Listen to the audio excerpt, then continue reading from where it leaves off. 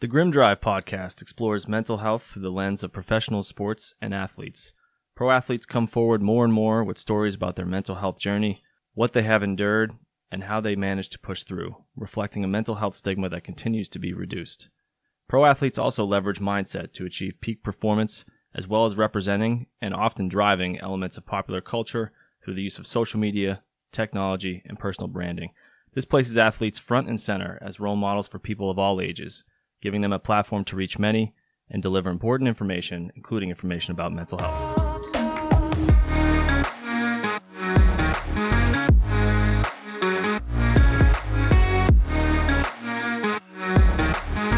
Welcome to the Grim Drive podcast, where we explore mental health through the lens of professional sports and athletes. My name is Jonathan Busfield. I'm here with my co-host, John Cuna. Today we'll be discussing Brandon Marshall. So there are two Brandon Marshalls in the NFL, I think one's still in the NFL. The Brandon Marshall we're talking about was a wide receiver who played in the NFL for quite a long time. There's another Brandon Marshall who's a linebacker. I think he still plays for the Broncos. Not the same Brandon Marshall, so I want to make sure we clarify that. The main reason why we chose Brandon Marshall as an athlete to focus on is that he's just very open and passionate about mental health. And I think he's been very outspoken, since I want to say around 2011 was when his mental health kind of journey became public. And he's been very open about it in terms of being diagnosed with borderline personality disorder and what that entailed from his own perspective and his experience. And I think it has sent him on a trajectory to really spread the word about the importance of mental health in different ways. So that's why we wanted to focus on him. So just a quick bio. He's an American former football wide receiver who played 13 seasons in the NFL, played college football at UCF, I think that's Central Florida, and was drafted by the Denver Broncos in the 4th round of the 2006 NFL Draft. He's also played for the Dolphins, Bears, Jets, Giants, and Seahawks. He currently appears as a co-host on FS1's morning show called First Things First, and as a co-host on Showtime's Inside the NFL. And he also started a podcast called I Am Athlete last year. So busy guy. I remember towards the end of his NFL career, I think he had already started doing some of those co-hosting gigs. So he was, playing and then hopping on a jet to go do the, be the co-host of those shows. So he was already overlapping things, which kind of reminds me of Justin Forsett a little bit, because we talked about how, some athletes do better than others with regard to kind of setting up their next phase of life and reading the tea leaves, understanding that, once your career is over, you have to have another purpose. You have to have other passions in order to be in a good place. So he's someone who, during his NFL career, his mental health challenges really came to the surface, but has clearly done a great job on his own mental health and helping others, and set himself up for a very seamless transition for life after football, because he gotten some of those things started way ahead of time. So a couple interesting facts to mention about Brandon Marshall. In 2009, he actually set an NFL record for receptions in a game with 21. I did not know that. Me either. He has 12,351 career receiving yards, which are the most ever by a receiver who has never played in the postseason. He did track in high school. Let's go. Johnny, your boy. Let's go. Triple jump, long jump, and high jump. He won the triple jump in high school, I think maybe at the States, and then came in second in the high jump. So obviously like an all-around athlete. And not just an athlete. He was selected to the All-CUSA team as a scholar athlete while at UCF. So clearly a very intelligent guy as well, which, if you hear him talk, you can just tell. Incredibly articulate. He's very articulate and clearly very smart, and knows what he's doing. And I think he seems to have a business sense too. I think it's pretty cool. I enjoy listening to him talk for a lot of different reasons, not just because I'm a fan of football, but because he's just, he has kind of, his feet in some really cool projects that he's doing. And it's just great to see. So, we always try to focus on some kind of charitable organization that the player supports. His, I believe, is Project 375. I went to the website project375.org, and it wasn't really functioning properly. I don't know if that was my computer or temporary. I put it in there just in case in the show notes as a link. I also put a link to their Facebook page, which was functional. Cool. And there's a button to donate in case anyone wants to look into that, and that is about helping people with regard to mental health. So we'll get into our takeaways about the player. I think I'll start with one main takeaway that just kind of a one-off that popped into my head as I was reading this is just that, money and a change of scenery is not a solution for mental health. He was traded he started to have some issues with regard to his mental health and functioning when he was in Denver while in the Broncos, and he was traded to Miami. I think part of the reason he was traded, he had some issues with Josh McDaniels, who was the head coach of the Broncos at the time. He's now, he's been assistant or the offensive coordinator for the Patriots for a long time, so we know well. We know a lot about Josh McDaniels, but I don't think they were getting along all that well.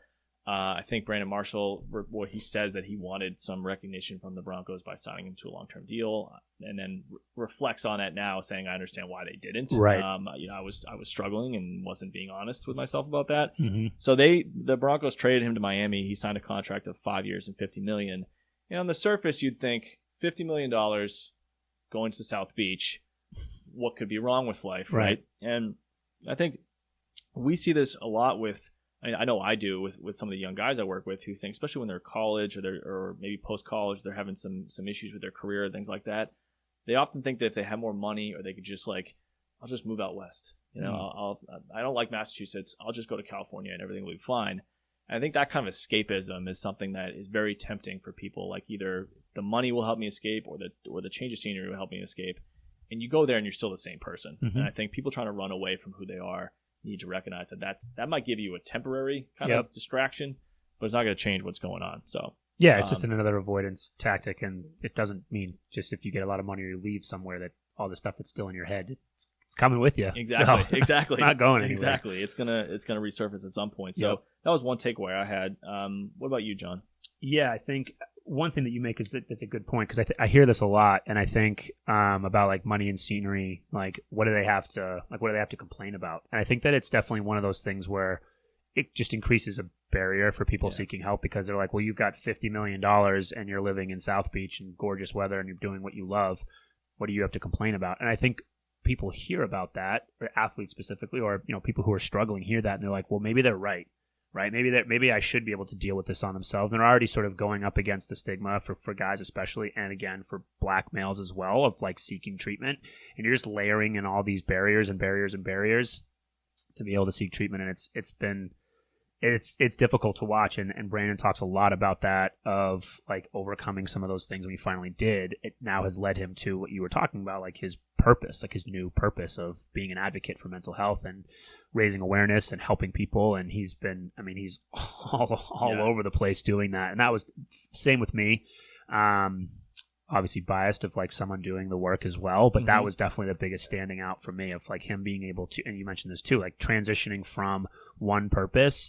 And he talks about like football being the platform, but his purpose being helping other people. And I thought that was a really great way to kind of see that. Yeah. And that was one of the quotes that really stood out to me, because I think that's absolutely true. And he's been able to, like Justin Forsett, make that transition from like, this was something that I did that I loved, and now here's what I'm doing because it feels like this is fulfilling my purpose. And I think that that's a really cool way. And he's sort of like a model, not necessarily that you have to have mental illness to be able to go through that transition, but I think that he provides another really beneficial model for other athletes to look up to, of like, here's somebody who transitioned away from the game in a really appropriate way and pursued something. In Brandon's case, it happens to be mental health awareness, but for other people it might be something completely different. But he set the stage and the formula for how to do that. I think that's really, that legacy I think will be really impactful for people that follow him. Yeah, totally. And I think I love that football is my platform, not my purpose. That was a great quote.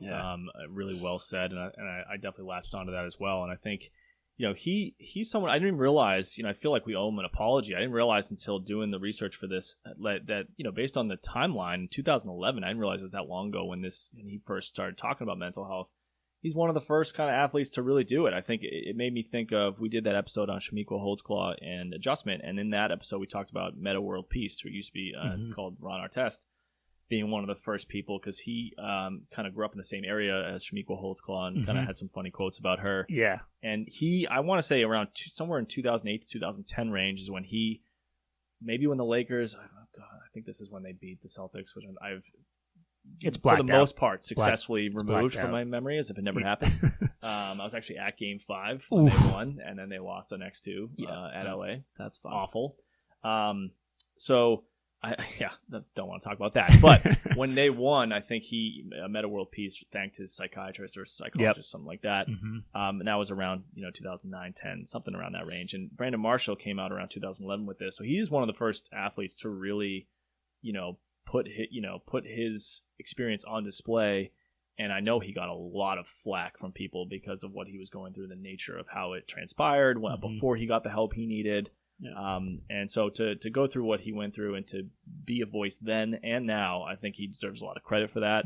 And it's just awesome. So I think that was a takeaway for me. Yeah, and I think it speaks to, again, we've talked about media as it relates to sports, pretty, a lot. But again, another example of how someone going through mental illness issues are seen as like this terrible person. I think that they like dragged him through the mud, and some of the stuff he brought on himself, he's been pretty outspoken about that. He's also been outspoken. He tries not to dwell on things that have happened that were negative, and tries to focus on what he can control now and moving forward, which I think is a good mindset to have. But again, just another example of how someone who's really, really struggling, and media outlets just being like, well, let me capture this so I can create this terrible narrative of this person, which I think just contributes to more mental illness and contributes to that whole piece. So yeah, no, absolutely. And I think you had mentioned that, he at one point he kind of had this epiphany that his true purpose is not football, and that's just his platform, right? And I think it seemed like reading his comments when he realized that was when he was at McLean. So he went to McLean Hospital. I think from what I read, it sounds like he went to therapy for like 4 years before going to McLean, and this kind of speaks to how with borderline personality disorder, you can treat that at times in an outpatient capacity, right? Like, once or twice a week therapy with an outpatient therapist without going to an official program. But there are a lot of times when that's not enough. Yeah. Either you need more wraparound services and more intense, daily kind of services, and or you need a group component or that kind of thing, which we're going to get into a little bit. So at some point, he went to therapy for 4 years and was clearly just still struggling and knew it. And then he ended up at McLean. We're pretty biased to McLean being a great place because we work in the greater Boston area, and McLean is very well known, specifically for borderline personality disorder, but a couple other issues strong as well. Programs. Yeah, very strong programs, and they're usually residential programs live in, but not all of them. Some of them are day programs or outpatient, but most of them are. The really good ones are you stay there, and they have a team, and there's other people struggling with the same issue there. So he went there and I think that's where he first got the accurate diagnosis. Yeah. So clearly he was going to therapy for 4 years and was not correctly diagnosed, which it's hard to know why that happened. I mean, sometimes this stuff is just hidden and you can't tell. Yeah. But so it was good that he got connected to the right treatment, and he mentioned that it kind of changed his life. He said, Dr. Gunderson changed my life, saved my life, and now he's working through me to save others. He mentions how at McLean he learned that communication was a skill, an art form that was supposed to be taught, and that we didn't have that growing up. So to me, it was just awesome to hear that, because he made the connection between like, look, this isn't something I should have known. I wasn't taught this stuff growing up. I didn't know the diagnosis I have. I didn't know the skills required to deal with this kind of thing. How would you, right? I was born with this kind of information. Right. And he clearly learned how to self-regulate. And in my opinion, the most important part was getting to the root of his emotion. I think he talks about how key that is. How often do we see that people they're cutting the surface level stuff, but they're not really like they're treating the behavior and not really the root of the problem that's kind of driving continued behavior, right? And it leads to nothing changing, right? So that kind of stood out to me. Anything that stood out about his McLean experience to you? Yeah, the group component, I think, was what really stood out, because I think, we haven't really spoken too much about like group therapy, and there's obviously, we deal in individual pieces.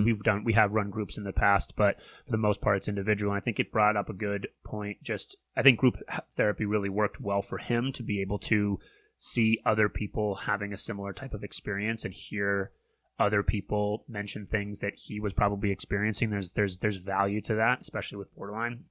But it also brought up the good point of like how there are many, many types of treatment modalities, and like either individual, group, art. There's lots of different ways to sort of treat. And I thought it was a good reminder that it's not necessarily like individual one-on-one is not always like the best approach for treatment and pieces like that. There are other options of things to be exploring. And McLean, obviously, we're biased, but the results speak for themselves of what they're able to do there, and they have one of the best programs for BPD or bipolar, borderline personality disorder, and group really helped him be able to sort of uncover some of the stuff that he'd been going through and then be able to articulate it to a group of people. So I think that really helped him with his work with Dr. Gunderson as well. Yeah, absolutely. And I think this kind of makes me think of just that how, diagnosis, we tend to not fixate on diagnosis, right? We think that At times it's important, and a lot of times it's overly fixated on and not necessary. Like a lot of people don't necessarily fit a criteria for a diagnosis, but doesn't mean they're not struggling with just the stuff that we all go through in life on different levels. And so we tend to, when diagnosis is relevant, we're gonna get the right one, right, as clinicians. And then a lot of times people don't need that type of thing, and it's unhelpful or it's overdiagnosed. We've talked about in past episodes how those terms, those diagnostic terms like bipolar or like OCD are like thrown out with no real criteria for that to say that accurately. And it's just tossed around way too loosely. So I think we want to kind of toe the line. I think it's really important to recognize the times when, people are throwing out terms way too loosely without having the information to back it up. And then there's other times where diagnosis is crucial. I mean, I think for obvious reasons, he even speaks to this. Like, if you have a certain diagnosis, you really have to make sure that you're aware of what it is, because otherwise you're not going to get connected to the right treatment. And he speaks to how it was a relief because he knew he was one step closer to solving something that he'd clearly been struggling to solve for a long time. We see this a lot with ADHD, right? One of the greatest parts about an accurate diagnosis for ADHD is that the people who have it are finally able to be like, that's what's been going on the whole time. Like, okay, now that I understand that, it's much easier to understand how to move forward and get help. It's much easier to not blame myself, thinking there's something wrong with me. Yep. Because a lot of this stuff is just, look, if your brain works a certain way, some of these things are going to happen, right? And that's not about stigmatizing the person. It's about recognizing that everyone's brain works a little bit differently, and it might position you to struggle with some of these things. And the most important thing is to identify what that is so you can get the right help. Figure out how your brain works and then how to manage it. Yeah, absolutely. So I think that's what stands out. We chose not to put that, borderline personality disorder in the title of this because he has said specifically, I do not want to be identified with my diagnosis. This was 2011. I've moved forward. I'm helping other people with mental health. So we left it out of the title for obvious reasons. But we also want to mention that, for him, it was obviously crucial that he got that accurate diagnosis because it led him to get the help he really needed. Another takeaway I had was just like his advice to others. It came through, I think it was in a video he did with Matt Barnes, who's also a former NBA player. And the things he said was, one, have a game plan and be intentional with mental health. I think that doesn't always happen, right? People sort of just take mental health as it comes, but they're less like there's no intent behind what they do when compared to physical health. He even talks about this as an athlete. Like, I had my routine with what I was doing from a physical standpoint. When he started getting better, he started doing the same thing with mental health, like being very intentional about his mental fitness and about the strategies he was doing to get to and stay in a good place. He also refers to it as like making deposits for mental health, which I thought was kind of cool, right? Thinking about it from a financial standpoint, you're investing in yourself. The more you invest in your mental fitness and your mental health, it's like depositing in a bank, right? You have those funds for later on, so that when life hits you, you can withdraw that, and that's going to guard against being broke, right? I think that's I love the fact that he used that analogy. And then he talked about getting the tools you need. We look for tools for everything else we're doing. When an athlete's trying to perform at the highest level, they're going to look for the right equipment, and yet people don't often do it with mental health. No. Yeah.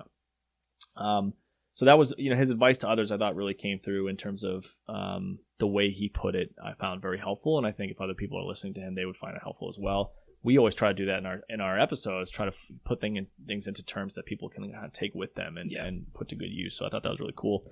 And my last takeaway for Brandon Marshall is just how he talks about his family approach, which I think is awesome. Like he said that him and his wife have taught their children communication, validation, and meditation, which they call superpowers to deal with emotions, which I just love that. I mean, I think you recognize how important it is. This mental health is hereditary in so many different ways, and some of it is at a neurological DNA level, that kind of thing, physical, but a lot of it's like, what are you taught, right? Like these things or shown, modeled, right? Model behavior. Are you, as parents, are you passing down the right examples of how to cope with life and deal with things? Are you passing down the wrong ones, or somewhere in between? Clearly he is passing down the right ones to his kids, which is just so awesome, because it's going to position them to I think all parents are trying to position their kids to have a successful and happy life as adults. And I think that, to me, to call those superpowers and position his kids to learn how to deal with their emotions is awesome. So I wanted to, toss a question to you, John, because I think through a lot of our episodes, one thing that seems to kind of keep coming up is that there's just this huge connection between mental health and physical health. with mental, quote unquote, mental health issues or mental illness issues, things like that, there's always a physical component, right? Or multiple physical components in terms of like what affects it or how it shows or that kind of thing. And with physical health, I think there's a lot of mental health components in terms of how it affects the person or that kind of thing. Yep. So my question to you is like, it's all connected. At what point are we just going to refer to it as one thing? I think we have to be intentionally focused on mental health to get it to the same level as physical health, because it's still not there yet in terms of, the stigma being reduced and people being as open and aware about mental health as they are about physical health. Is there a point that we get to in the future where if we keep doing that, it's actually going to work against us? I don't know. What do you think? Yeah, I think the way that I see it is I see health as sort of like the umbrella, right, of everything, and physical health and mental health fall within with underneath that. And I think that hopefully the goal would be that we are discussing physical health the same way that we're describing mental health. And the way that I break it down is sort of like with physical health, we talk about like just physical health or physical hygiene. We also talk about like physical illness and treatment, right? So physical health is what are you doing for yourself proactively, or hygiene for yourself to like keep your body functioning properly, right? Are you exercising? Are you eating relatively well? Are you brushing your teeth? Grooming yourself, that type of showering, stuff. Those types of very. If you were to ask anybody about those things, about their hygiene practices, people wouldn't be like, oh, yeah, that's something maybe I do or don't do. It's not a question of whether you do those things. Those are just things that people just do. Yeah. And then with physical treatment, same thing. If you break a leg, you go to treatment. If something happens, injury, whatever, you go to treatment. And I think the same process needs to happen with mental health, but it's still not in the same place. And I think that one of the things with describing both of them as health might help to elevate mental health to the same, like you mentioned, the same type of conversation like we're having with physical health. And so that the processes are the same. With mental health, there's mental health and hygiene, right? What are you doing on a proactive basis? Are you, Brandon Marshall talks a lot about journaling, right? Yep. We talk about it all the time. But it's not seen as the same as like brushing your teeth or taking a shower, or affirmation work or goal setting or fear setting or purpose, like any of those sort of like mental health hygiene things, self-care. Those are always sort of like rolled their eyes at or things like that. But it needs to be seen as the same as hygiene, like mental health hygiene. What are you doing for yourself to keep your mind clean? And then there's mental illness and treatment. Same thing as if you were to break a leg or if you were to have some sort of mental illness, whether it be borderline or we talked about bipolar in our previous episode, or depression or whatever. You go and you get treatment and you get better. And I think that the process is different. It's a little bit, what you do is a little bit different to feed those things. But, same thing with physical, with nutrition. What are you putting in your body that's going to help it function the same way? And with mental health, what are you feeding your mind to help you kind of do that? It's the same thing. And I'm hoping that we can get to the point where the mental health hygiene practices are seen as just daily habits. Like these are just things that you just do. You wake up, you do breath training, you write your goals out, write in a journal. It's seen as the same as brushing your teeth or whatever. And I think that's where I'm hoping that having health as the main umbrella can help elevate mental health to the same capacity. But I do still see value in seeing them as separate, but under the same sort of umbrella of health, because I do think that they're both connected that way. Yeah, I think that's a great way to put it, and especially the example of brushing your teeth, because I think if you don't brush your teeth for a certain amount of time, like the issues might not show up right away, but down the line, you're going to get cavities, and it may impact other issues with physical health and things like that. It's going to show up maybe seemingly out of the blue, but the groundwork was being laid for that over weeks or months of not doing it. Right. I think mental health is kind of the same way. If you're not making those deposits like Brandon Marshall talks about, you are leaving yourself very, very vulnerable, because life stuff is going to happen. And when it happens, have you put in the proactive kind of things? And so I agree with you. I think that we're still at a place where we need to talk about mental health specifically to get it to the level where it's kind of considered an equal part under that umbrella. And then maybe when we're at a certain point, we can feel like it's safely there and not have to do that. But we'll see when we get there. So we're going to talk a little bit. We're going to shift to the mental health topic. We are going to talk a little bit about borderline personality disorder today. I want to kick it to you, John. Where would you start with describing that that diagnosis or that mental health topic? Yeah, so I kind of want to go through a little bit of the diagnostic criteria, so people have the correct language to refer to when they're talking about borderline. We don't hear it. We've talked about in previous episodes, like the flippant use of diagnosis to sort of describe like a mood or an emotion, but having no real relevance to what is actually going on. I don't notice that as much with borderline. But accurate diagnosis is really important for the reasons that you mentioned. I think with Brandon, he talks about, like you said, like he had this big sigh of relief, like finally I understand what's going on and why these things are happening. So just kind of go run through some of these pieces that we see. And again, it's there's 9 criteria for it, and if you are, I think it's five indicating or 5 criteria to will reach a level for diagnostic. So the big one is sort of a lot of effort to either avoid a real or imagined abandonment, right? So that's always a big one with borderline is the concept of abandonment, of perceived abandonment. And so I'm going to push you away, or I'm going to work super hard to get close, but not really, and then it's going to push away. So that's a big one that we usually see. And ironically, like people, when they fear abandonment and yet their behavior makes it a guarantee that abandonment is going to happen. It's like this self-fulfilling prophecy or this self-sabotage that people with borderline personality disorder really struggle with. They fear abandonment so much that all of a sudden it dictates their behavior to actually make that the most likely outcome. Right. Yeah. They dive in so much that you actually push that person away because they're overwhelming. And then sort of like, well, I tried to connect and then I couldn't connect. And then it's sort of that spiral. So then another one is sort of a pattern of unstable and intense interpersonal relationships, sort of going from one extreme to the next, like idealizing something of like, this is it, and then devaluing something. So like the back and forth sort of like, this is perfect. And then like, no, this is the worst thing ever.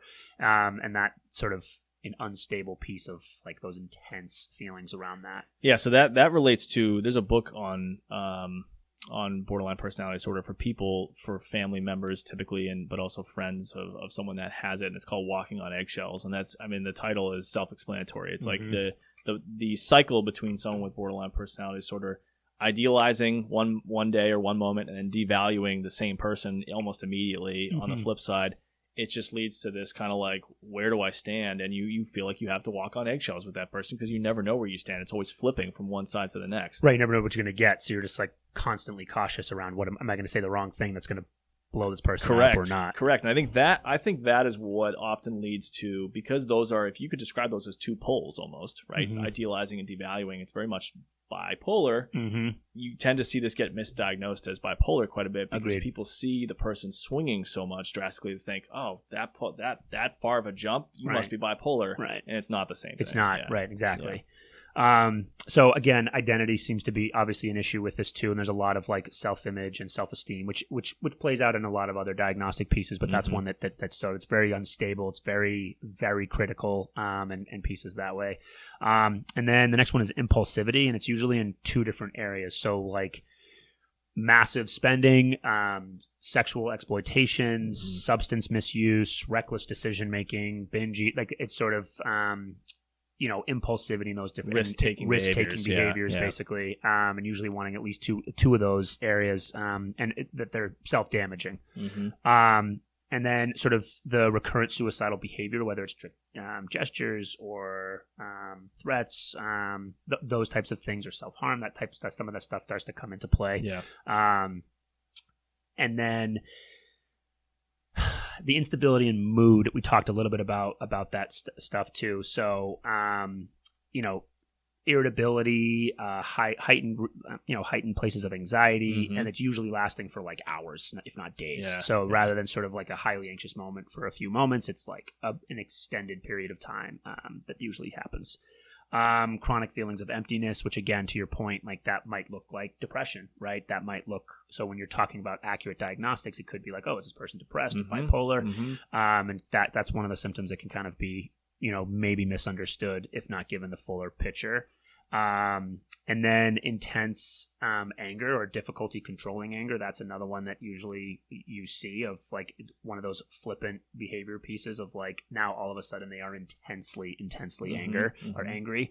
And like so a lot of times that could be physical fights, that could just be verbal arguing. But that's one of the pieces there.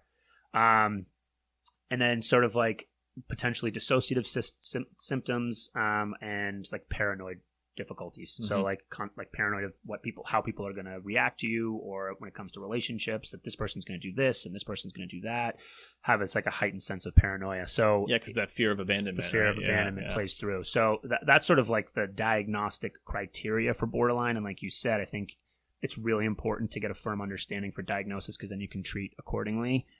Because like you mentioned before with bipolar, you would want to use medication as a form of treatment, but for borderline, you don't necessarily. And so if you were to give someone with borderline an antipsychotic, you could have a really, really bad outcome from that. So that's why that's why we spend the time. Sorry, I know it's probably a little bit boring for listeners to go through the diagnostic criteria, but I think it's really important for listeners to hear that so they can start to understand the differences between the diagnosis, so they can really get an accurate picture of what we're talking about. Yeah, and I mean, as you describe it, what comes through is just how difficult it is for everybody involved. I mean, for the person dealing with it, it is like a very, very unhappy, difficult, traumatic existence to have to like swing as much as they do in different ways, whether it comes to mood or impulsivity and decision making and things like that. Yeah. And obviously for the people in their life, it's extremely difficult. Just the position they are put in, constantly not knowing where they stand. The walking on eggshells thing really comes through. Yeah. And I mean, I don't know this, but I know for guys, it tends to be overdiagnosed for women. I know that borderline personality disorder. I think for guys, they tend to be thrown into the antisocial, either given the bipolar tag or thrown, which incorrect, or antisocial personality disorder. And I think that's not accurate a lot of times because the people with borderline are affected by the stuff that they do to people. They care. It bothers them. They can't control it, and they regret it. But it upsets them what they do to people. Someone with antisocial personality disorder would have no affect about that, or like they wouldn't care, right? It wouldn't matter that they bothered somebody or that it impacted their life negatively or that kind of thing. They would just like roll with it and not seem to give a what. Yeah. So, and for listeners, antisocial is sort of what you probably understand as like sociopath, right? Yeah. So there's the actual diagnostic, right? Like the actual diagnosis for sociopath is antisocial. So for people listening, that's what we were talking about. Yeah, and guys a lot of times are given when they're struggling with some of these things are given that personality disorder diagnosis incorrectly. When it really may be borderline, and that makes a difference. Right, because to your point, they care about the outcomes of those relationships, and with antisocial, there's no feeling associated with those types of things, and there's also usually sometimes a form of manipulation for that. And with borderline, it's not a sense of they're not doing necessarily these things to for that outcome. They're just not in control of it. Yeah. Or it's the opposite side. Like they're so afraid of losing the person that they overextend. And then lose them anyway. Exactly. So in terms of treatment, I mean, obviously, like we just discussed, accurate diagnosis is always key for this kind of thing. Medication I think can be an option, but typically not the primary thing. Therapy is definitely the primary approach. I think trauma-informed care is really important because, as we've discussed with a lot of mental health issues or mental illness situations, there's often a lot of trauma in these people's background, and maybe there isn't, but it's important to scan for that and screen for that kind of stuff to know how that may be impacting the situation. And then, I mean, from what I've kind of always like read about, borderline personality disorder and the treatment, it tends to require intense individual therapy and sometimes a group component, although that can be risky, as you mentioned, John. Typically, the approach is what's called DBT, or dialectical behavioral therapy. We work a lot more with CBT. I mean, we've done some DBT work because it started out by it was created by someone named Marsha Linehan, who's I think she's a psychologist, correct? And she actually had borderline personality disorder and developed this dialectical behavioral therapy, or DBT method, to treat that issue. Since then, it's been used for a lot of different mental health issues, not just borderline personality disorder. But it's basically about that knowing that things are connected and change is constant. It's about resolving the contradiction between self-acceptance and the simultaneous need for change. And then there's kind of like acceptance and change through 4 areas of daily skill building. I mean, that's how I kind of look at DBT. The 4 areas of daily skill building are core mindfulness, distress tolerance, interpersonal effectiveness, and emotional regulation. So those are the four areas that DBT tends to target. And a lot of times DBT can be helpful in individual and group format, especially when borderline personality disorder is at a significant degree where it's really kind of debilitating for the person and ruining all the relationships in their life. I think McLean Hospital, which we mentioned earlier, is known for their DBT or their DBT-based borderline personality disorder programs, which has wraparound services and individual and group therapy each day and that kind of thing. So that is the mental health topic for today. We want to just remind everyone who's listening, if you can, subscribe to the Grim Drive podcast on YouTube. You can go into YouTube and just search the Grim Drive podcast and click subscribe. We're trying to get to 100 subscribers. We're close. We want to get our own custom URL to make it easier for people to find this helpful information. One other reminder, all helpful information that we discuss and links can be accessed in our show notes and on our website at grimdrive.com. I want to thank everyone for listening to the Grim Drive podcast today for this discussion about Brandon Marshall. We'll be back next week to talk about Jackie McMullen and mental health in sports media. Yep.